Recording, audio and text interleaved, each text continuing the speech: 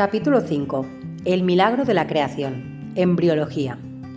Entre las distintas ciencias que actualmente consideran la vida del individuo, la embriología reviste particular interés.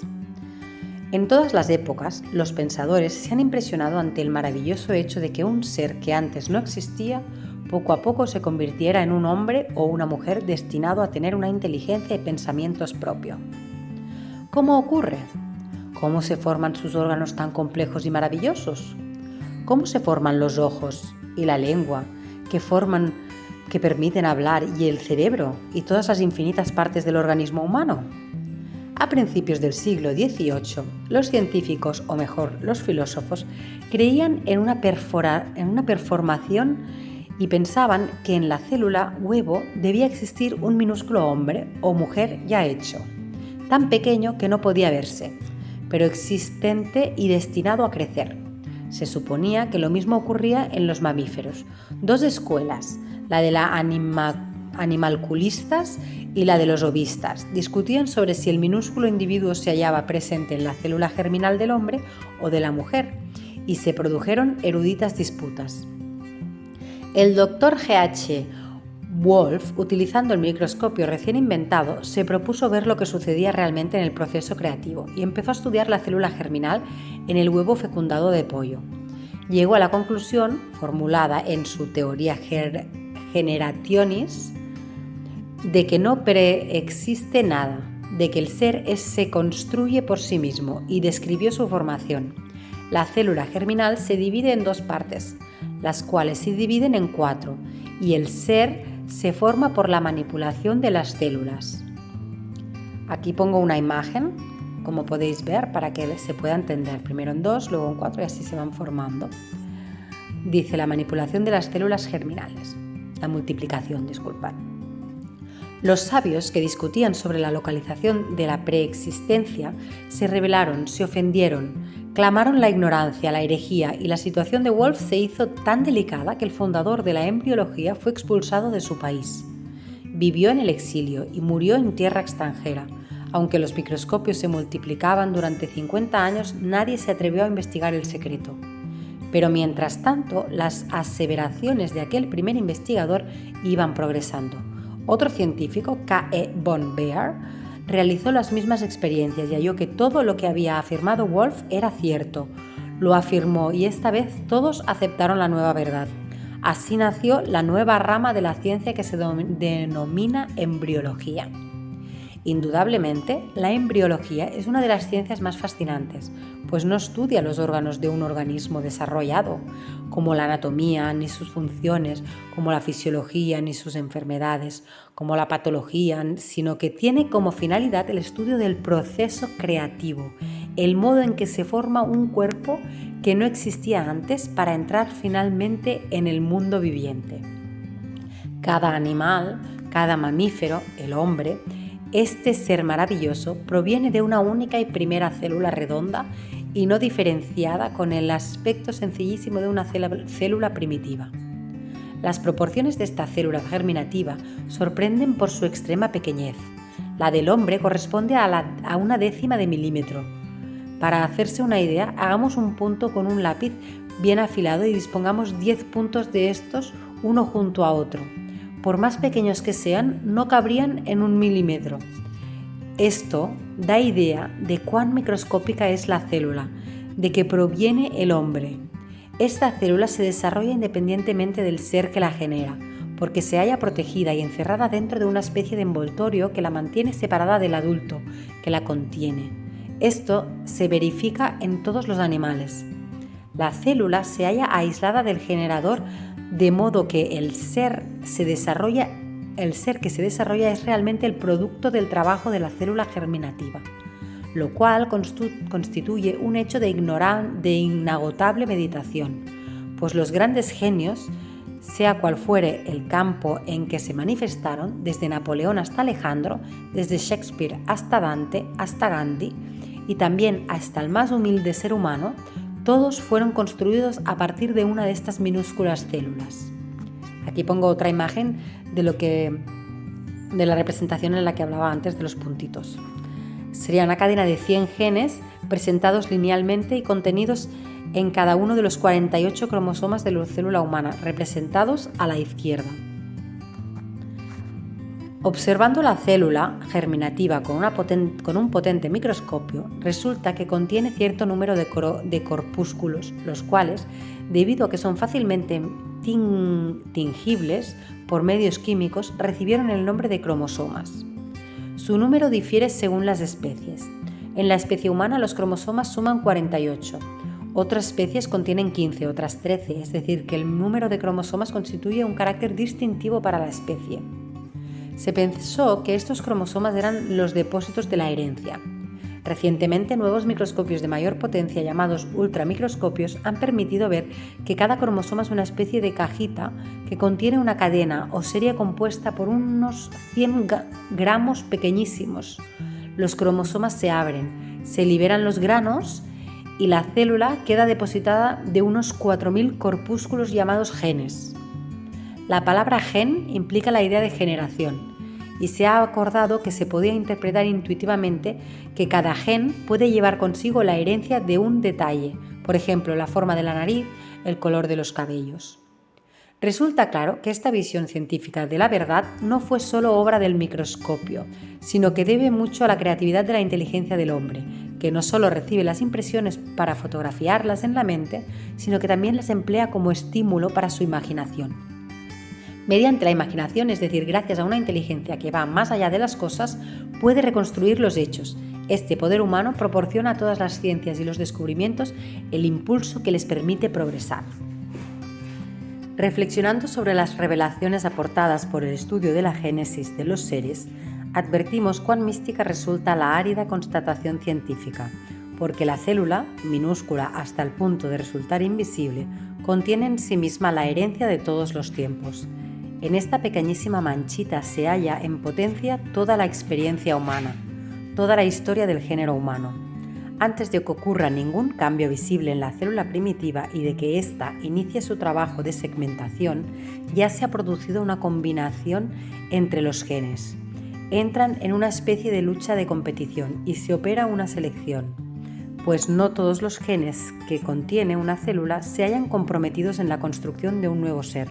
Solo algunos ganan en esta competencia. Son los portadores de los caracteres dominantes, mientras que los demás no se manifiestan y son los portadores de los caracteres recesivos. Este misterioso hecho, que ocurre como preparación del trabajo creativo de la célula germinativa, fue ilustrado como hipótesis científica por Mendel. Realizó su famoso experimento innovador estudiando el cruzamiento de una planta de flores rojas con una de la misma familia de flores blancas, y luego sembró la semilla de la nueva planta. Surgieron 3 plantas con flores rojas y una con flor blanca.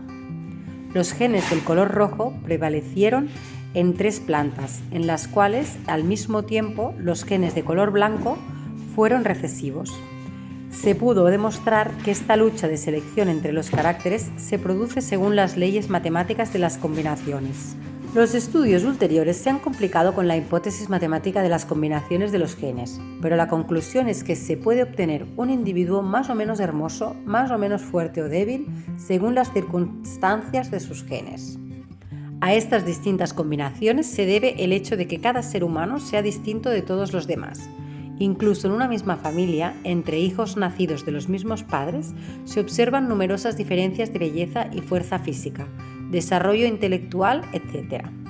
Actualmente se estudian con particular interés las circunstancias que pueden hacer prevalecer los caracteres mejores, lo cual ha hecho nacer una nueva ciencia, la eugenesia.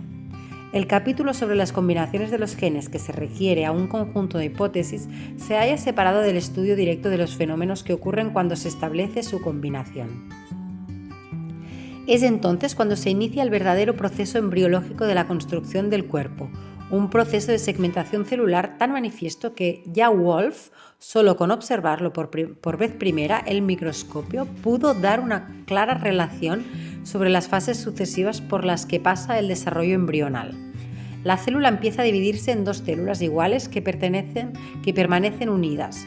Luego las 2 se convierten en 4, las 4 en 8, las 8 en 16 y así sucesivamente. Este proceso continúa hasta que se producen centenares de células. Es como si la construcción empezara de forma inteligente con la acumulación de los ladrillos necesarios para edificar una casa. Después, la célula se disponen en 3 estratos distintos, como si con estos ladrillos se empezaran a construir muros. La semejanza de la casa es debida a Huxley. El procedimiento seguido es constante en todos los animales. Primero, las células forman una especie de esfera vacía, como la pared de una pelota de goma elástica, la mórula. Luego la pared se hincha y se forman 2 paredes superpuestas. Finalmente, entre los primeros estratos se infiltra un tercer estrato y ya tenemos los 3 muros, de los que derivará toda la construcción.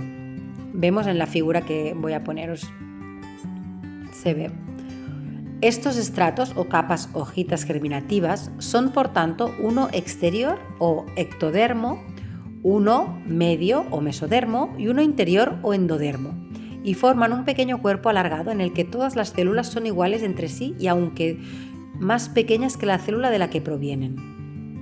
Cada una de las 3 paredes producen un complejo de órganos. La externa da lugar a la piel, a los órganos sensoriales y al sistema nervioso, y esto demuestra que el estrato exterior se halla en relación con el ambiente, porque la piel protege y el sistema nervioso nos pone en comunicación con el ambiente. La pared interna desarrolla los órganos que sirven para la nutrición, como el intestino, el estómago, las glándulas de la digestión, el hígado, el páncreas y los pulmones. Los órganos del sistema nervioso se denominan órganos de relación, porque nos permiten ponernos en relación con el ambiente. Los órganos del sistema digestivo y respiratorio se denominan órganos vegetativos, porque hacen posible la vida vegetativa. La tercera o media pared produce el esqueleto que sostiene todo el cuerpo y los músculos. La figura 3 que os dije que pondría, arriba a la izquierda vemos la primera esfera de las células, que es la mórula, limitada por un solo tabique, a la derecha. Abajo a la izquierda, la gástrula, con un doble tabique flexionado hacia adentro. A la derecha se ve el tercer tabique que se ha formado en el interior de la gástrula. Estudios recientes han demostrado cómo ocurre el desarrollo de los órganos.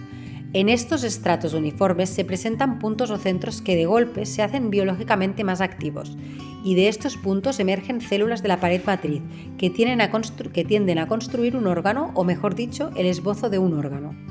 Para cada órgano siempre se repite el mismo tipo de procedimiento y los distintos órganos provienen de estos centros de mayor actividad distantes entre sí. El profesor Child de la Universidad de Chicago descubrió este proceso y denominó gradientes a estos centros. Casi simultáneamente en Inglaterra, otro investigador de embriología, Douglas, hacía un descubrimiento análogo, aunque independientemente de Child.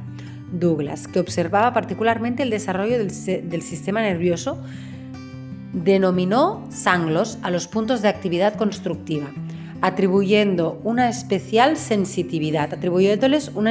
sensitividad.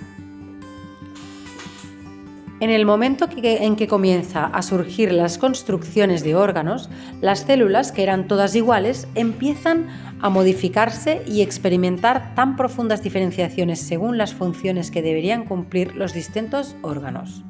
Se produce la llamada especialización celular, que tiene por misión cumplir la función relativa a los órganos que se construyen. Por tanto, aunque la delicada especialización de las células se produzca en vistas de una determinada función, de hecho tiene lugar antes de que se inicie la función. En la figura 4 se hallan representadas algunas de estas células para dar una idea de su profunda diferenciación. Las células del hígado son hexagonales y se hallan unidas con un mosaico y sin conexión. Las células óseas, en cambio, son ovaladas, aisladas y poco comunes. Están relacionadas entre sí por medio de sutiles filamentos. La parte importante sustancial del órgano es esta especie de conexión sólida, elaborada por las mismas células. Particular interés ofrece el revestimiento de la tráquea, los pequeños vasos que segregan continuamente una sustancia glutinosa destinada a retener el polvo del aire. Se hallan esparcidos entre células triangulares provistas de una franja en constante vibración que transporta las mucosidades al exterior. Muy particulares son las células de la piel, planas y superpuestas en capas. La capa del exterior está destinada a morir y despegarse para dejar paso a otras situadas debajo que van sustituyéndola. Aquella que define la superficie externa del cuerpo parece un ejército de soldados dispuestos a dar su vida por la patria. Las células nerviosas son las más evolucionadas, las más importantes e insustituibles. Siempre se hallan presentes en el puesto del mando con sus filamentos larguísimos que se alejan cual hilos telegráficos comunicando uno y otro continente. Lo que interesa son las profundas diferencias entre las células, pues todas provienen de células iguales, pero preparándose para sus diversos oficios, se modifican para adaptarse a un trabajo que nunca han realizado, y cuando se han transformado de acuerdo con la finalidad particular del órgano del que forman parte, ya no son susceptibles de mutación alguna. Una célula del hígado nunca podrá transformarse en una célula nerviosa. Es decir, que para realizar un determinado trabajo no han tenido que prepararse, sino transformarse. ¿Acaso no ocurre lo mismo en la sociedad humana? Existen, por así decirlo, grupos particulares de hombres que constituyen los órganos de la humanidad. Al principio, cada individuo cumple muchas funciones y así ocurre en la sociedad primitiva. Cuando los individuos son pocos y cada uno de los debe dedicarse a todos los trabajos sin especialización, la misma persona es albañil, médico, carpintero, en fin, todo. Pero cuando la sociedad evoluciona, el trabajo se especializa. Cada uno escoge un tipo de trabajo y se compromete psíquicamente hasta el punto en que este trabajo que solo puede realizar este y ninguno más. El aprendizaje de una profesión significa solo aprender a una técnica, al dedicarse a bajo determinado. Solo aprender una técnica, al dedicarse a bajo determinado, el individuo se halla sujeto a una transformación psíquica necesaria para el cumplimiento de la función que le corresponde. Es decir, que no solo se prepara técnicamente, y esto es lo más importante, sino que también adquiere una particular personalidad psíquica adecuada para este trabajo particular. El individuo halla en este trabajo la realización del propio ideal y este se convierte en la finalidad de su vida. En consecuencia, volviendo al embrión, cada órgano está formado por células especializadas y tiene sus propias funciones independientes de las que los demás órganos, pero todas estas funciones son necesarias para la salud del organismo en conjunto. Por tanto, cada órgano existe y funciona para el conjunto. En la construcción del embrión no solo se forman los órganos en sí, sino también sus continuas intercomunicaciones. Dos grandes sistemas establecen la unidad funcional: el sistema circulatorio y el sistema nervioso. Estos son los órganos más complejos y además los únicos que funcionan para realizar la unidad de todos los demás. El primero se asemeja a un río que transporta sustancias a todas las partes del cuerpo. Este sistema no solo cumple las funciones de distribuidor, sino también las de colector. En efecto, el sistema circulatorio es el vehículo universal que transporta el alimento a todas las células a través de los vasos capilares y al mismo tiempo transporta el oxígeno que obtiene al pasar por los pulmones. Pero la sangre también transporta determinadas sustancias elaboradas en las glándulas endocrinas, las hormonas, las cuales tienen el poder de influir sobre los órganos, de estimular y sobre todo de controlar a fin de que todas las funciones se realicen dentro de la armonía necesaria para el bienestar general. Las hormonas son sustancias necesarias para órganos situados lejos de los que los producen. ¿Qué perfección revela el sistema circulatorio en el cumplimiento de su función? Cada órgano toma de ese río lo que precisa para su vida y arroja al mismo lo que ha producido a fin de que otros órganos puedan servirse de ello para satisfacer sus necesidades. El otro órgano que realiza la unidad del funcionamiento del conjunto es el sistema nervioso. Es el órgano que dirige concentrado en el cerebro una especie de puesto de mando que transmite órdenes a todos los elementos del organismo a través de los filamentos nerviosos. En nuestra sociedad también se ha desarrollado un sistema circulatorio. Las sustancias producidas por los distintos individuos y pueblos se oponen en circulación y cada individuo puede obtener lo que precisa para su vida. El gran río del comercio hace accesibles a los individuos y pueblos objetos producidos por otros situados a gran distancia. Los mercados, los vendedores ambulantes, son como los glóbulos rojos de sangre. En la sociedad humana, cosas producidas en un país son consumidas en otros situados a enorme distancia de aquel. En los últimos años se observa la determinación de funciones similares a la distribución de las hormonas en el campo fisiológico de los órganos. Son las tentativas de los grandes estados por ordenar el ambiente, controlar la circulación, estimular, dirigir las funciones de todas las naciones con el solo fin de realizar la armonía y el bienestar de todos. Puede afirmarse que los defectos que revelan estas tentativas demuestran que el sistema circulatorio todavía no ha realizado su desarrollo embrional, aun cuando haya alcanzado un periodo de organización muy avanzado. No obstante, en la sociedad humana aún falta lo que debería corresponder a las células especializadas del sistema nervioso. Casi podemos afirmar que el estado caótico del mundo actual se debe a que todavía no se ha desarrollado lo que debería corresponder a este órgano rector del cuerpo humano.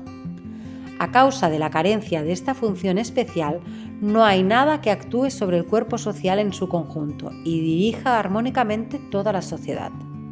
La democracia, que es la forma más evolucionada de organización de nuestra civilización, permite a todo el mundo elegir sus propios dirigentes por medio de las elecciones. Si esto ocurriera en el campo de la embriología, resultaría un absurdo inconcebible, porque si cada célula debe estar especializada, tanto más especializada debe estar la célula que dirige las funciones del conjunto. El trabajo directivo es la tarea más difícil y exige más especialización que ninguna otra. No se trata, por tanto, de ser elegido, sino de resultar idóneo y apto para el trabajo. Quien debe dirigir a los demás antes tiene que haberse transformado a sí mismo.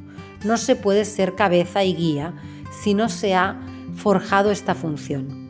Este principio, que va desde la especialización a la función, atrae nuestro pensamiento, tanto más cuanto parece ser el plano adoptado por la naturaleza en todas las ramas de la vida.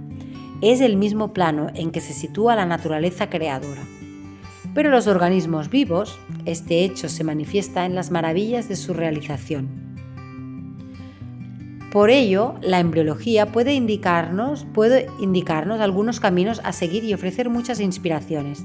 Así, resume Huxley, los milagros del embrión. El paso de la nada al cuerpo complejo de la individualidad es uno de los constantes milagros de la existencia.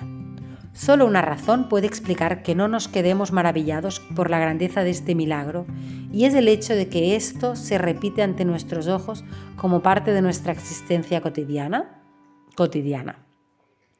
Si observamos cualquier animal, un pájaro o un conejo, o cualquier otro vertebrado, vemos que está compuesto de órganos extraordinariamente complicados en sí mismos.